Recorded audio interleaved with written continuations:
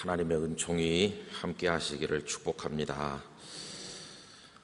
저도 오늘 새벽에 감회가 새로운 것 같습니다.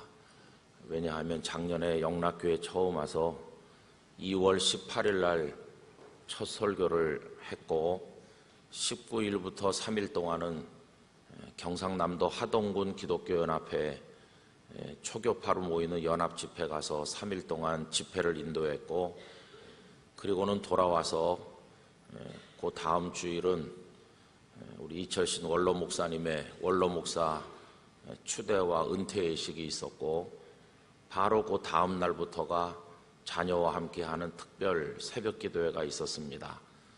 본래는 그 전주간에 했었어야 하는데 제가 하동에 집회를 가기로 오랫동안 약속을 오래전부터 했기 때문에 자녀와 함께하는 이 기도회가 그때 한 주간 늦게 했었습니다. 그래서 3월 초까지 걸쳐서 진행을 했었는데요.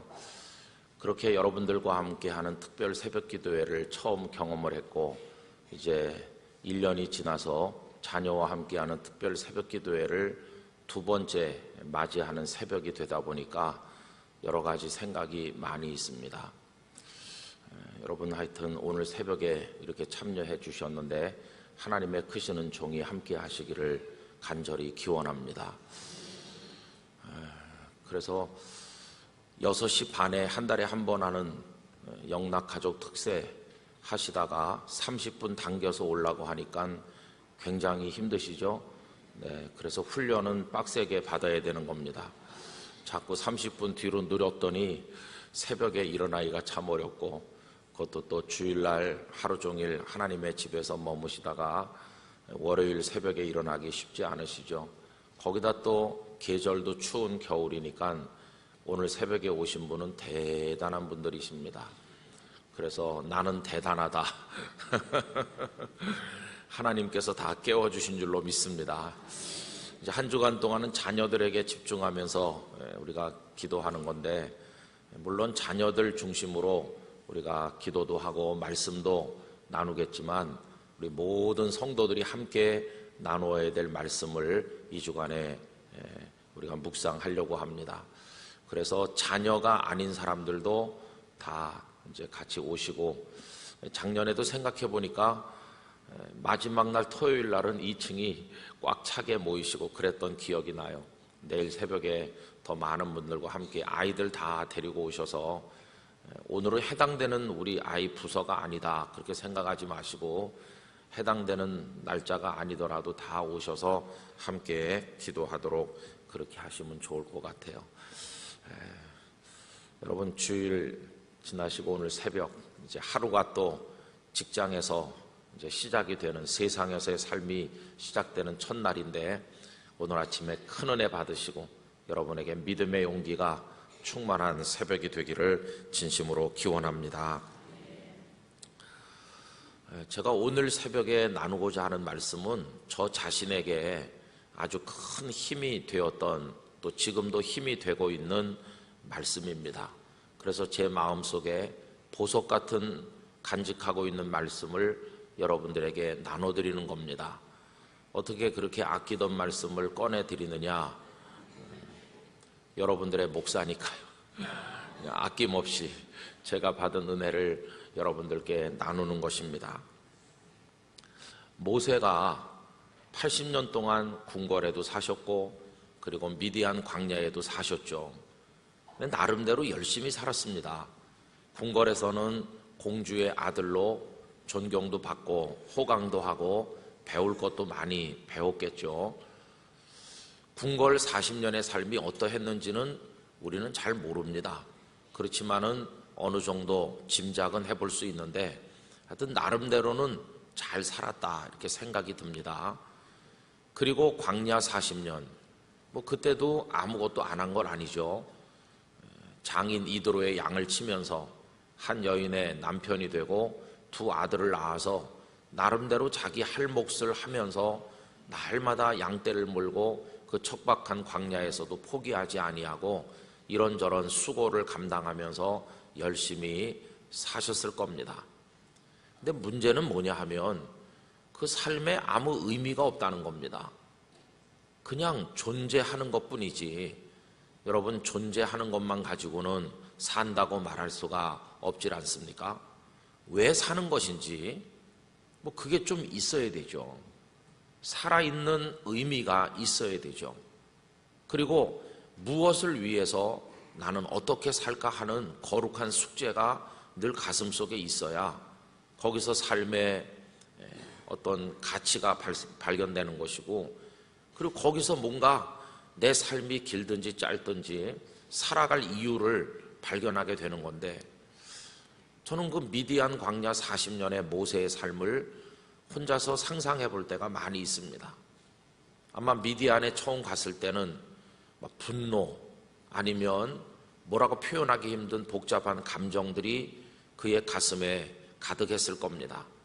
사람을 죽이지 않았어요. 애굽 사람을 죽이는, 여러분 사람을 죽인다는 게 선한 목적으로 하는 분들도 있고 국가를 위해서 하는 이들도 있지만 그게 쉬운 일입니까? 사람을 죽인다는 건 이거는 어떤 극한 상황에서 거의 이성이 마비되지 않으면 하기가 힘든 그런 게 아니겠어요? 애굽 사람을 죽이고 그리고는 신분이 드러났고 도망을 치는데, 그동안 40년 궁궐에 사는 동안 언제 그런 다급한 일을 겪은 적이 있겠습니까? 모두가 다 공주의 아들이라고 떠받들어주고 그렇게 살다가 이제는 아무도 도와주는 사람도 없고, 어저께까지 자신을 도와주던 사람들이 이제는 저 모세를 잡아라 이런 사람이 되어서 추격을 하는 상황으로 상황이 180도 바뀌고 보니까 누구한테 의지하면 되겠습니까? 거기 이스라엘 히브리 노예들에게 가서 날 좀 숨겨달라 말할 상황도 아닌 것이고, 정말 하루아침에 막막해진 것이죠. 내가 어쩌다 급전직하로 낭떠러지에 떨어진 사람처럼 이렇게 됐을까? 아마 본인도 그걸 마음에 정리할 시간 여유도 없이 급하게 목숨을 건지기 위해서 도피하지 않았겠어요. 그리고 미디안 광야로 도망을 가야 될 이유를 오랫동안 심사숙고하고 거기 무슨 아는 사람이 있던지 미래를 준비할 수 있는 뭔가 그런 게 있든지 해서 간 게 아니고 그저 방향 잡히는 대로 갔겠죠. 그저 생각했다면 인적이 드문 광야로 가야 숨어 있기에 유리하다 하는 정도만 생각했을 뿐 앞으로 어떻게 될 것인지 이런 거에 대한 계산이 준비가 하나도 없었을 것입니다. 그런 격한 감정을 가지고 그는 미디안 광야로 들어오게 된 것이죠. 막막한 광야, 보이는 건 아무것도 없고 풀 한 폭이 제대로 자라지 못하는 그런 곳으로 들어와서 그 광야, 그게 바로 그의 인생의 모습이었죠. 거기 미디안 광야가 있었고 미디안 광야에 들어온 모세 또한 그날부터 광야가 되고 만 것이죠. 그의 영혼이 바싹 말라가기 시작한 것입니다.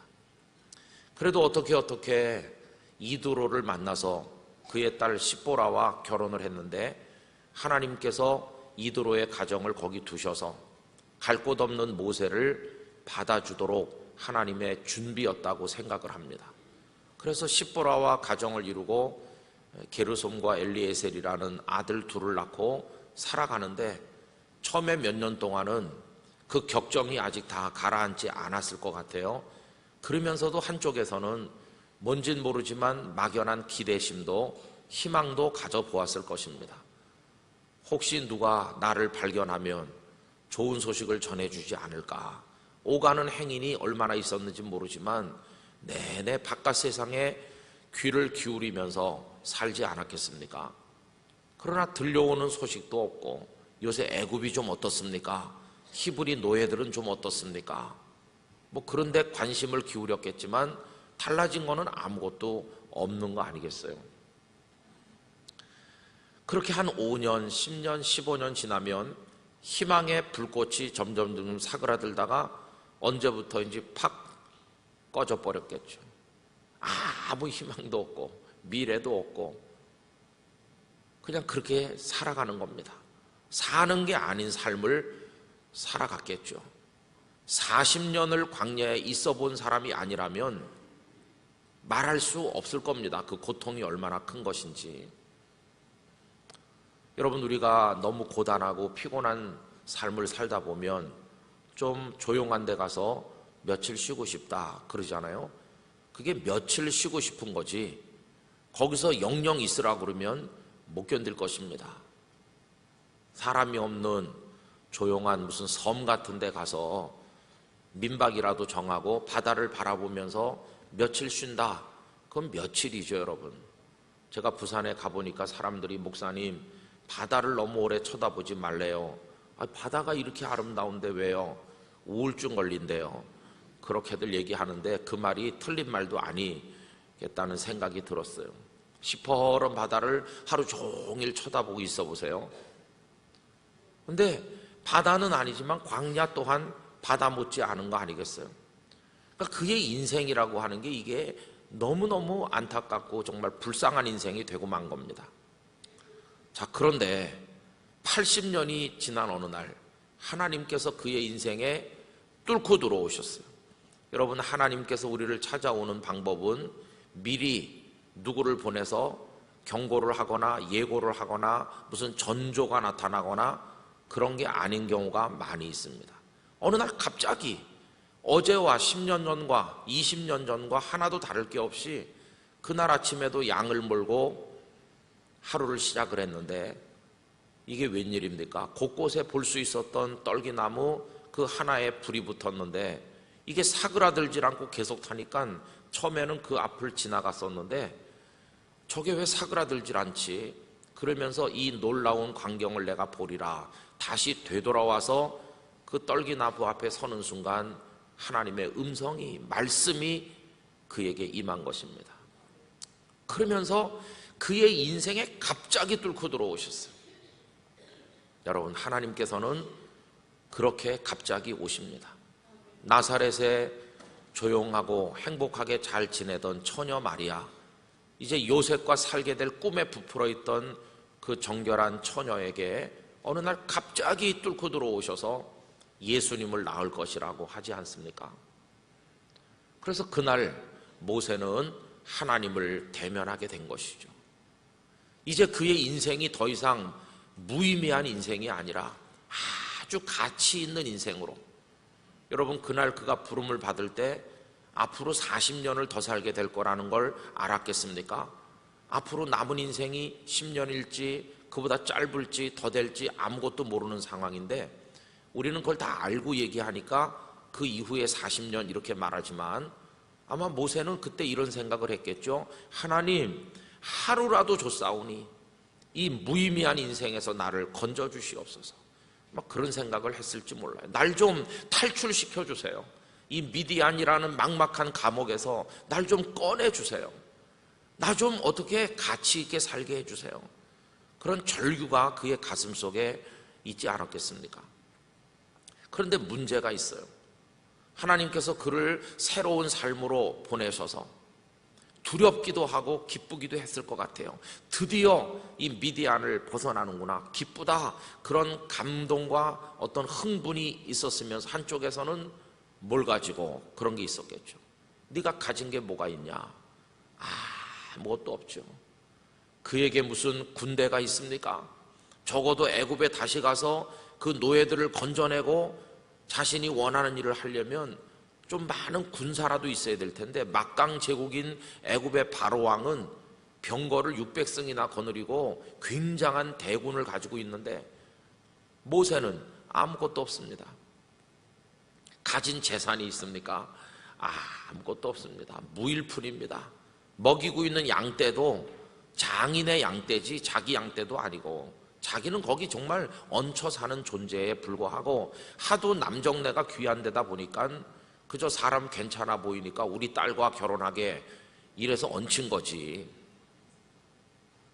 불쌍한 모세예요. 아무것도 없는 거예요. 그러니 새로운 삶이 열리긴 열리는데 뭘 가지고 이 질문이 나오는 겁니다. 뭘 가지고 가면 되겠어요?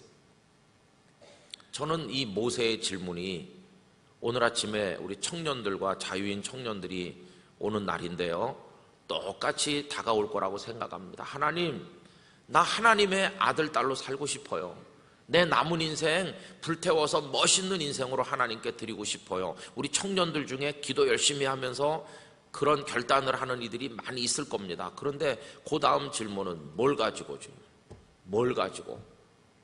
요새 하는 별로 좋아하는 말은 아닙니다만은 하나님 나는 금수저도 아닌데, 그 다음에 나오는 게 그거죠. 하나님 나는 뭐 학벌이 뛰어난 것도 아닌데, 하나님 나는 뭐 이렇게 하면서 뭘 가지고, 이게 우리 모두에게 다가오는 고통 아닙니까? 그런데 여러분, 오늘 이 말씀이 저에게 보석 같은 은혜의 말씀이라는 것은요, 저도 늘 뭘 가지고요 이렇게 물어봤었거든요. 30 조금 넘은 나이에 담임 목사로 오라고 그러니까 너무너무 당황했어요. 저는 담임 목사는 한 40은 넘어서 조금 그래도 뭘 좀 안 다음에 가는 거다 이렇게 생각을 했고, 일단 좀 더 목회가 뭔지를 배우고 내가 어디 외국에라도 가든지 기회가 있으면 공부도 좀 더 하고 뭐 좀 많이 배우고 갖춘 다음에 그때 이제 어디서 오라고 그러면 가볼까 이렇게 생각한 거지. 32살밖에 안 된 아무것도 모르는 햇병아리한테 갑자기 하나님이 뚫고 들어오셔서 너 가라 이렇게 하는, 모세 보고 가라고 한 것과 똑같아요. 사람들에게 물어봤죠. 가야 되는 거냐 말아야 되는 거냐. 많은 사람들이 너 가면 좋겠지만 아직은 때도 아니고 네가 왜 부산까지 가냐, 네가 뭐가 모자라냐, 털모자만 좀 부실해, 나머지는 다 빵빵한데 체중도 빵빵하고 너 여기 있어도 오라는 교회 많을 거야 이렇게 하면서 가라고 하는 사람이 없는 거예요. 그러다가 이제 저희 아버님의 눈물의 충고를 듣고 내가 하나님께 순종해야 되는구나. 그리고 가기로 이제 결심을 했어요. 이제 모세가 가기로 결심하는 것과 같죠. 그 다음에 나오는 게 뭘 가지고 너 어떻게 매일 새벽기도 인도할 거냐? 너 어떻게 너보다 아버지 뻘 되는 장로님들하고 어떻게 네가 목회를 할 거냐? 그때 장로님들이 다 60세 넘고 70세 가깝고 하니까 제 아버지 큰형님도 그런 큰형님이 없는 거죠. 너 뭐 어떻게 해? 네가 권사님들하고 뭘 해봤어? 해본 적 없는데요. 네가 신방 다녀봤냐? 거의 청년들만 주로 많이 했기 때문에 끝자락에 조금 신방 해봤지 제가 뭘 알겠습니까? 거기다 매주 설교를 네가 어떻게 하냐? 너 노회 가서 뭐 해봤냐? 노회는요 안 간 날도 많고, 그저 부목사는 가서 출석만 부르고 오거나 가서 내 한쪽 구석에 졸다 오는 거지 무슨 발언권 신청해갖고 노회가 이래서 되겠습니까? 뭐 그런 것도 해본 적도 없고 아무것도 모르는 거죠. 거기 가면 그 층층이 선배 목사님들이 쭉 계시고 한데 네가 뭘 가지고 거기 가서 나도 담임 목사입니다 이럴 수 있냐? 그리고 앞으로 그 교회 부임할 전도사님이나 부목사님 중에 너보다 나이 많은 사람도 있을지도 모르. 네가 어떻게 뭘 가지고. 여러분, 우리 청년들이나 저 같은 사람만이겠습니까? 우리 영락교회 성도님들도 지금까지 살아오시는 동안 뭘 가지고 하지? 이 질문 앞에서 좌절해 본 경험들이 많이 있으실 거예요. 그런데 오늘 이 말씀이 모세에게 주는 교훈이, 그리고 우리에게 주는 교훈이 뭡니까? 하나님께서는요 모세의 품에다가 비장의 카드들을 꼽아주시는 거예요. 너 이스라엘 백성들 앞에 나타났을 때 그 백성들이 당신 누구요? 당신이 뭔데 우리 지도자 행세를 하는 거요? 당신이 하나님이 보냈다고 그러는데 우리가 뭘 보고 믿어? 당신이 진짜 우리 지도자가 될 자격이 있으면 뭐 좀 보여주시오 이럴 거 아니냐? 그러면 너 뭘로 보여줄 거냐? 그때 하나님께서 모세의 품에 비장의 카드들을 꼽아주시는 거예요. 그들이 그렇게 나오면 쫙 뽑아서 보여줘라. 또 바로 왕이 아니 이 녀석이 돌았나? 그러면서 너를 무시할 때 그때도 바로 왕 앞에 네가 하나님이 보낸 사람이라는 걸 보여줄 카드를 너에게 주겠다. 여러 장의 카드를 그에게 주신 것이. 모세는 아무것도 없지만 하나님께서 주신 카드들이 뭔가 생각을 해봅시다. 그 첫 번째는 내 손에 뭐가 있느냐 하면서 그 지팡이를 하나님께서 생각나게 하시는 거죠. 여러분 2절 말씀 보세요. 1절을 먼저 봅시다. 모세가 대답하여 이르되 그러나 그들이 나를 믿지 아니하며 내 말을 듣지 아니하고 이르기를 여호와께서 내게 나타나지 아니하셨다 하리이다. 당신이 뭔데 우리의 지도자가 됩니까? 이러면 어떡하죠? 그랬더니 2절 다 같이요. 여호와께서 그에게 이르시되 내 손이 있는 것이 무엇이냐? 그가 이르되 지팡이니이다. 저는 이 말씀 읽으면서 너무너무 감동받았습니다.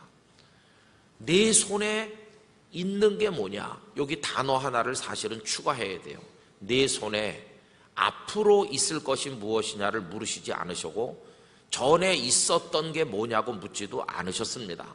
하나님께서는 지금 현재 내 손에 있는 게 무엇이냐 이렇게 물으시는 거예요. 여러분, 양을 먹이는 목자이기 때문에 모세 손에는 지팡이가 있는 겁니다.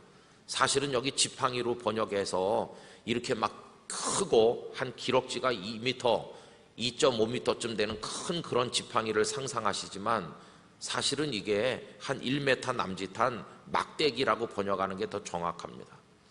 그 시편 23편에는 주의 지팡이와 막대기가 이렇게 구분되어 있잖아요. 이것도 사실은 그런 겁니다. 한 요만한 나무톱, 그거에 불과해요.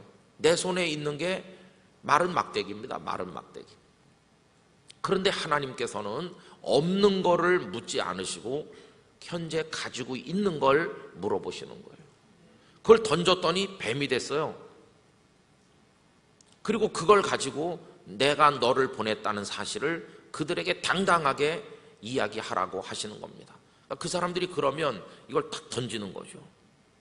그게 하나님이 주신 첫 번째 비장의 카드였어요. 여러분, 지금 여러분의 손에는 뭐가 있습니까? 하나님께서는 없는 걸 묻지 않으신다는 사실을 꼭 기억하시기 바랍니다. 나는 아무것도 없는 것 같지만, 나는 세상에서 제일 가진 게 없어 그렇지만 가만히 생각해 보면 있는 게 여러 가지 있습니다. 우리 시선이 자꾸 없는 쪽으로 가서 그래요. 이것도 없고 저것도 없고. 열왕기상 4장에 보면 남편이 선지자 생도였었는데 빚을 많이 지고 죽어서 빚쟁이들이 찾아와서 당혹스러워하는 이 불쌍한 과부가 한 사람 등장하잖아요. 빚쟁이들이 와가지고 빚을 갚으라. 못 갚잖아요. 그럼 너의 두 아들이라도 데려가겠다. 남편도 죽은 판에 자식까지 뺏기게 될 위기에 몰렸는데, 그래서 이 여인이 너무 안타까우니까 엘리사 선지자를 찾아와서 눈물로 호소하는데, 제가 엘리사라면 걱정 말라고 돈을 한 묶음 주면서 이걸로 처리하라 이럴 것 같은데, 엘리사는요 그런 생각을 안 하는 겁니다. 네 집에 무엇이 있느냐, 똑같은 겁니다. 뭐가 있느냐고 현재 있는 걸 물어봐요. 그랬더니 여인이 기름이 한 그릇 있다고. 기름이 조금 있거든요.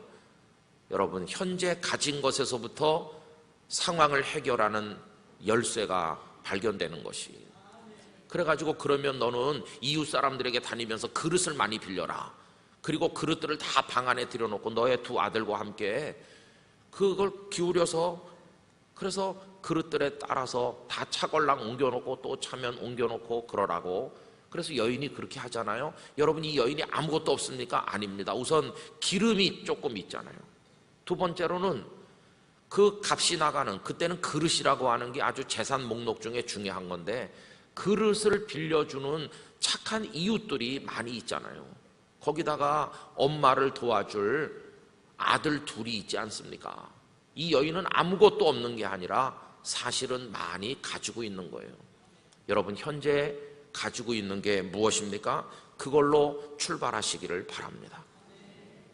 두 번째 카드, 그 막대기를 던져서 뱀이 돼도 그래도 너를 믿지 않걸랑, 이번에는 이 빈손, 손을 가지고 하라고 하시죠. 손을 품에 넣었다 꺼냈더니 나병이 발생을 했는데 다시 넣었다 꺼내니까 이것이 깨끗하게 나왔어요. 첫 번째 표징을 믿지 않아도 이건 믿을 거다.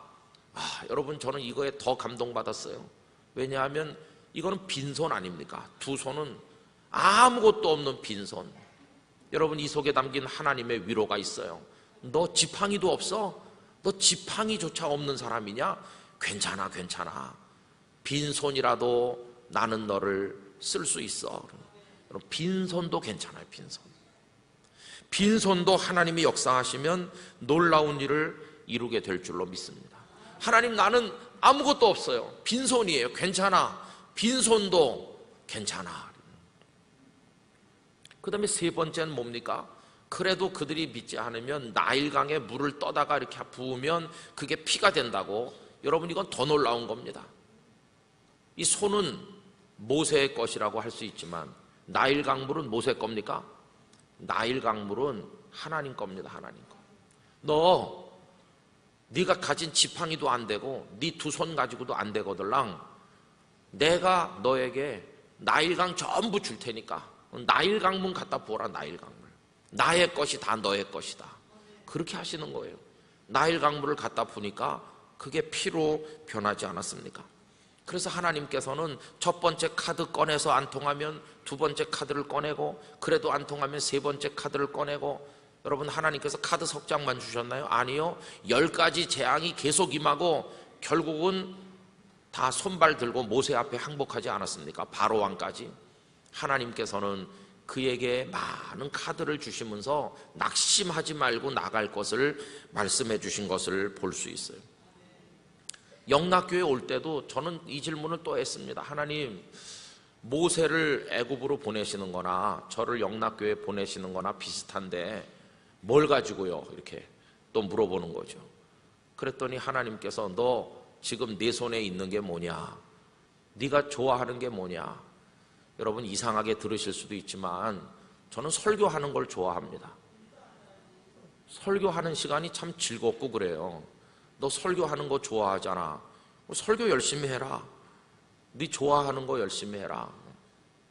두 번째로는 너도 손 있잖아. 두 손. 저도 두 손 있잖아요. 빈손이긴 하지만 그건 손 있으면 뭐 할래? 악수 많이 해라. 저기서 악수 하잖아요. 그 다음에 너 또 뭐 있냐? 저 얼굴도 있으니까 잘 웃어라. 사진도 열심히 찍고. 그냥 있는 걸로 해라. 있는 걸로. 하나님께서는 저한테 어디 가서 없는 걸 가져오라고 하지 않으세요. 그냥 너 생긴 대로 내 모습 이대로 주 받으옵소서. 그 찬송가 가사는 놀라운 겁니다. 여러분, 내 모습 이대로, 빈손이면 빈손인 대로, 마른 막대기 하나밖에 없어도 괜찮아. 그러면서 여러분, 이제는 뭘 가지고요? 이렇게 묻지 말고 그렇게 나가면 될 줄로 믿습니다. 우리 자녀를 키우시는 부모님들도 뭘 가지고 키우지? 여러분, 주머니에 돈이 마르고 어려울 때는 자식을 키울 수 없을 것 같아요. 요새 청년들이 결혼하지 않는 이유도 결혼해서 아이 낳아봤자 어떻게 키우나 그런 고민이 많다고들 하잖아요. 그러나 보세요. 훌륭하게 된 많은 이들의 배후에 다 재벌 부모님이 있는 겁니까? 아닙니다. 가난한 아버지 어머니 많이 계셨습니다. 뭘 가지고 키웠나요? 빈손 가지고 뭘 어떻게 했나요? 사랑으로 키웠고 눈물의 기도로 키운 거 아닙니까? 여러분, 그래서 우리는 오늘 이 4장 1절로 9절까지의 말씀을 통해서 하나님께서는 자신의 삶을 향해 도전하고 하나님의 사명을 향해 도전하려는 이들에게 결코 수수방관하지 않으시고 그가 헤쳐나가는 과정에 꼭 필요한 비장의 카드들을 심어주시는 분이라는 걸 발견하게 되기를 원하는 것입니다. 결정적으로 우리에게 있는 게 뭡니까? 아까 그 과부 얘기로 돌아가 보면 기름이 있었고 그릇을 빌려주는 착한 이웃들이 있었고 그리고 어머니를 도와주는 아들들이 있었는데 그게 전부 답니까? 아닙니다. 결정적으로 그녀에게 있었던 것은 하나님이셨습니다. 하나님이 계시니 기름이 계속 흘러서 다 채운 거 아닙니까? 모세의 손에 지팡이 있었는데 지팡이가 단가요? 아니요. 하나님이 계셔서 던지니까 뱀이 된 겁니다. 잡으면 다시 지팡이가 되는 거고, 이 손 이거 넣었다 꺼내니까 나병이 발생했다 다시 넣었다 꺼내니까 깨끗이 낫는 거 하나님께서 함께 하시다는 증거입니다. 여러분, 우리가 착각을 하면 안 돼요. 그 이스라엘 백성들이나 바로왕 앞에 보여주는 게 막대기를 뱀으로 만들고 손을 나병이 걸린 손으로 만들어 보이고 이걸 보여주는 게 아니라 그걸 이루시는 하나님이 같이 계신 걸 보여주라는 거예요. 그럼 너 뭘 가지고? 나 하나님이 계십니다. 지팡이가 있습니다. 이렇게 말하는 사람 아직 잘 뭘 모르는 사람이고요. 하나님 나와 함께 계십니다. 저는 우리 청년들 그런 믿음으로 나가길 원합니다. 자유인 청년들 북한 땅에서 여기 와가지고 뭐 있습니까? 아무것도 없죠. 대한민국에 아는 사람이 있습니까? 뭐 여기 무슨 기반이 있어요? 정말 더 막막한 게 우리 자유인 청년들이지만은 여러분들에게 하나님이 계시잖아요. 하나님이 계시다. 그래서 모세가 형님 아론과 더불어서 가는데 아마 남들이 보면 웃었을 거예요. 떡하니 바로왕 앞에 가서 내 백성을 보내라 하신다. 바로가 웃었을 거예요. 우리가 바로래도 당장 쫓아내라 그러지 않았겠어요? 미치광이다 이렇게 하지 않았겠어요? 그러나 당당할 수 있는 것은 그 속에 하나님께서 계셨기 때문입니다. 여러분, 하나님만 같이 하시면 내 손에 쥔 게 마른 막대기밖에 없어도, 빈손이어도, 아무것도 할 수 있는 능력조차 없어도 우리는 하나님 한 분으로 세상을 이기고 무의미한 인생이 가치 있는 인생으로 80년의 허물을 극복을 하고 40년의 값진 삶을 향해 모세가 전환된 것처럼 우리도 그렇게 살아가게 될 줄로 믿는 것입니다. 전에도 말씀드렸죠. 이해를 하셨는지 모르지만 제가 늘 우리 가족들이나 주변 사람들에게 나는 이상하게 점점 잘 될 것 같아요. 그렇게 말하면 좀 이상한 목사같이 생각하는, 그러나 저는 하나님께서 함께 계시면 더 가치 있게 살 수 있지 않을까. 영혼은 더 깨끗해지고 생각은 더 맑아지고 하나님이 함께 하시면 내가 더 주님과 동행하는 시간이 많아지고 내 마음에 말씀의 감동이 더 풍성해지고 하나님이 나와 함께 하시면 기쁨의 깊이가 더해지고 남이 못 보는 걸 보고 하나님이 나와 함께 계시면 더 귀하게 쓰임받고 그렇게 될 거야. 그런 마음이 늘 있었거든요. 여러분, 지난 금요기도에도 말씀드린 것처럼 저는 아무것도 없는 사람이거든요. 그러나 하나님만 같이 계시면 저는 여러분의 인생이 앞으로 더 아름다워지길 원하지, 오늘이 절정인 사람, 불쌍한 사람 아닙니까? 전에가 절정이었던 사람 더 불쌍한 사람이고요. 그러나 하나님이 나와 함께 하셔서 나는 미래로 가면 갈수록 하나님 앞에 더 귀한 사람 될 줄로 믿습니다. 그래서 나가는 거죠. 남들이 비웃어도 괜찮아요. 뭘 가졌는데 저 사람 빈손 아니야? 세상 사람들은 우리를 그럴 겁니다. 그러나 그들이 모르는 하나님이 우리에게 계시잖아요. 여러분, 이게 우리의 믿음인 것입니다. 그냥 우리 시시하게 하나님을 부르다가 나가 넘어지면 안 되고, 전능하신 하나님, 나는 무능하지만, 그리고 나는 연약하여 쓰러지지만 절대로 우리를 포기하지 않으시는 그 하나님. 세상은 모세를 잊었지만 먼지 속에, 모래바람 속에 그는 사라진 것처럼 보였지만 하나님의 불꽃 같은 눈은 그를 보고 계시고 때를 기다리고 계시다가 갑자기 그의 인생에 뚫고 들어오시잖아요. 우린 그 하나님을 믿는 겁니다. 우리가 믿는 하나님은 우리처럼 연약한 분이 결코 아니신 능력의 하나님이신 것입니다. 여러분, 그 하나님 붙들고 우리 다 일어서길 원합니다. 영락교회도요, 그 하나님 붙들어야 됩니다. 우리 영락교회 성도들이 뭘 가지고 그러면 그게 자랑인지 유감인지 모르지만 우린 많아요. 서울 장안에 이만한 시설, 많은 곳곳에 수양관, 기도원, 우리 훌륭한 선배들, 우리 가진 뭐 여러 가지 뛰어난 인물들, 재주가 많으신 분들 우리 많잖아요. 사실은 그게 자랑거리인 듯 하지만 어떤 때는 그러니까 하나님 없어도 돼 이렇게 된다면 유감스러운 거죠. 저는 앞으로 영락교회 성도들에게 누가 영락교회는 앞으로 뭘 가지고 할 거예요? 이렇게 물어보걸랑 그런 거 가슴에 감사함으로 가만히 숨겨두고 우리 입은 하나님과 더불어 할 것입니다. 그렇게 대답하는 교회가 되기를 원합니다. 그래야 승리할 줄로 믿습니다. 하나님이 모든 것이니까요. 우리가 가진 거 꺼내 펼쳐봤댔자 자랑스럽고 감사하긴 하지만 그거 가지고 헤쳐나갈 수 있는 건 없거든요. 여러분, 어떤 분들이 이렇게 설교해요. 왜 하나님께서 모세를 선택했을까? 왜 모세여야 했을까? 애굽의 궁궐에서 40년 동안 여러 가지 배우지 않았느냐? 웅변을 배웠을 것이고 작전을 배웠을 것이고 그가 무기 다루는 법도 배웠을 것이고 뭐 이런 거 얘기해요. 그러나 성경을 보세요. 그가 거기서 그런 거 배워가지고 됐습니까? 애굽의 궁궐에서 40년 동안 군사 작전하는 걸 배웠다면 홍해바다 앞에 가면 안 되는 거죠. 거기는 외통수인데, 죽는 길인데. 작전을 몰라도 너무 모르는 거예요. 근데 어떻게 홍해를 건넜습니까? 그 애굽의 궁궐에서 배운 비장의 무기인가요? 아니요. 아무것도 할 수 없는 처지, 하나님께서 건너게 하는 거예요. 저는 하나님께서 왜 홍해에서 그들을 건질 때 뒤돌아서서 애국 군대와 싸워서 물리치고 안전한 길로 돌아가는 방법을 선택하지 않으시고 그냥 바닷속으로 들어가게 했을까? 저는 그 속에 엄청난 메시지가 담겨 있다고 생각합니다. 내가 시키는 대로만 하라는 겁니다. 너희의 전략을 포기하라는 것입니다.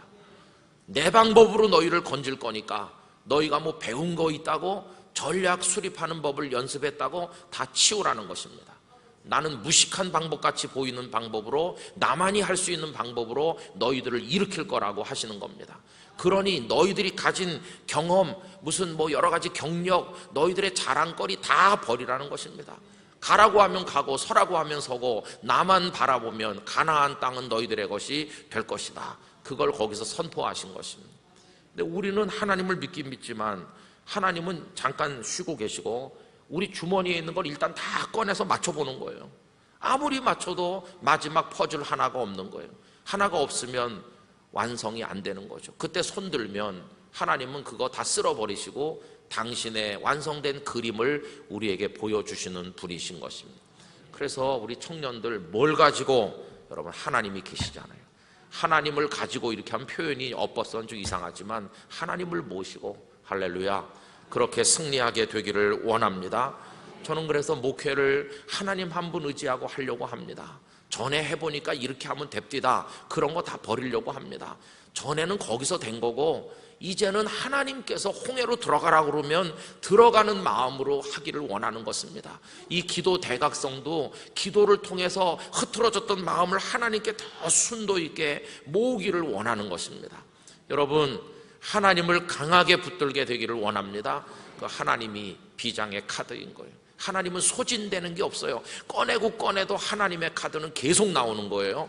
이 모세의 카드가 여러분의 인생의 승리의 비결이 되시기를 주님의 이름으로 축원합니다. 다 같이 기도하겠습니다. 하나님 아버지, 뭘 가지고 하지?